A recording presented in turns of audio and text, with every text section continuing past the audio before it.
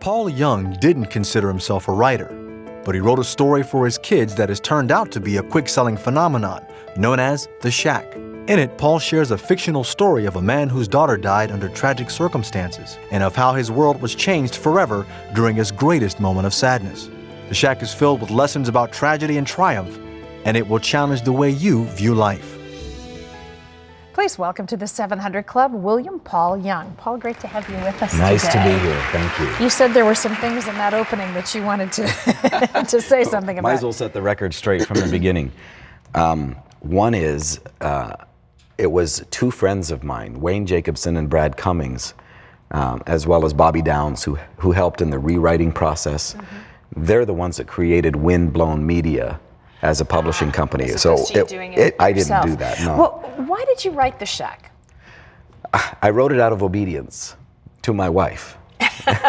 And Kim had been after me for about 4 or 5 years at least to write something more for the kids. I've always written as gifts. Mm-hmm. And I've never published anything, never tried to publish anything. This was no different.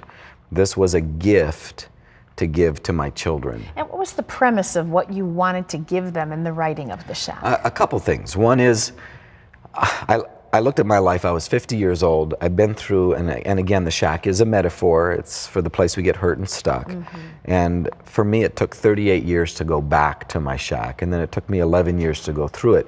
So the main character, Mackenzie Allen Phillips, is really my process of coming to healing squeezed into a weekend. Mm-hmm. And for my children, part of it was, and I think what Kim wanted, was some way to help them understand the big picture of how their dad thinks.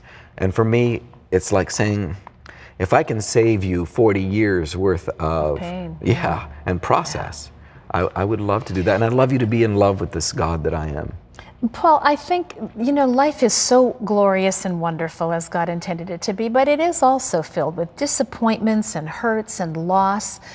And people sometimes lose that deep understanding of the goodness of God in the process of that. And not only that, I mean, there is tremendous pain. There's no question about it. And there are many people with great sadness. And the issue of the goodness of God becomes really central. Mm-hmm. Part of the problem is that, unfortunately, intentionally or unintentionally, we've had a lot of bad theology that has created a God that is also not on our side. Mm-hmm. He is, even as believers, we get the idea that he's mad at us, or at least based on our performance, how well we're getting along with him. Yes. And I think part of that also comes down to the core, that if there's any place to run to in the middle of our pain or our disappointment or wondering what's going on in our lives, it's not to God as God the Father. Yeah. We might be able to go to Jesus because at least he can understand how we feel, but we always think there's an aloofness to God the Father. A separation. Mm-hmm. And that's the separation that I wanted to get past. Mm-hmm. I wanted to bridge that gap and say, you know what? He's not like that. Yeah. He's on our side of the table. You talked about going through pain for a long number of years in your life and then processing for 11. What was the thing that caused you to crash and burn and come to the place where you realized he's not like that? Well, I always kind of sensed in the back of my mind that he wasn't like that. Yeah. And for me, it was all the secrets coming out. My whole life as a religious person, and I'm a missionary kid, I'm a preacher's kid, I went to Bible school, went to a couple of years of seminary, all of that, and I've served in the church, all of that, and I'm looking, and my whole life, all the way back to my childhood, was full of secrets and full of shame. And shame became the underlying motivation of my life. What do you deal with that? You either run to rebellion when you don't understand how much we're loved, or you run to religion. I ran to religion. Others that I know run to rebellion. Mm-hmm. And so the catalyst was Pandora's box.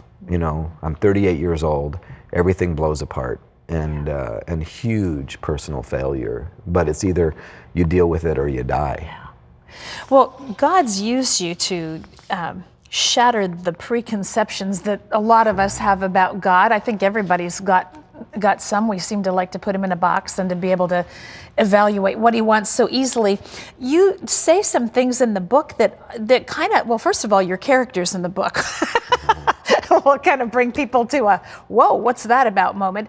But you also say some things that I think are startling. For example, I think people would find it startling on page 149. You say that Jesus says, my life was not meant to be an example to copy.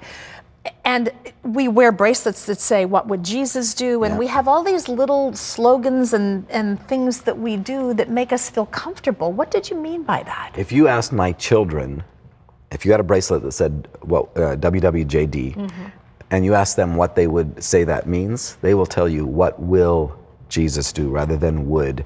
When you use past tense, you've created a model. To me, the centrality of the new covenant is not that he has come to give us the Holy Spirit to help us be like him. To me, following Jesus, being a Jesus follower, is not trying to be like him. It's allowing him to be himself in the uniqueness of our own personhood.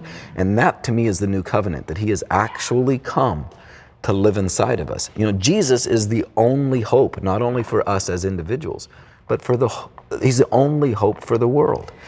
This is a fascinating and unique story and way of giving us a fresh, broader picture of who God is. Maybe more specific, not broader. What do you want people to walk away from this with after they read The Shack? Boy, that's a great question.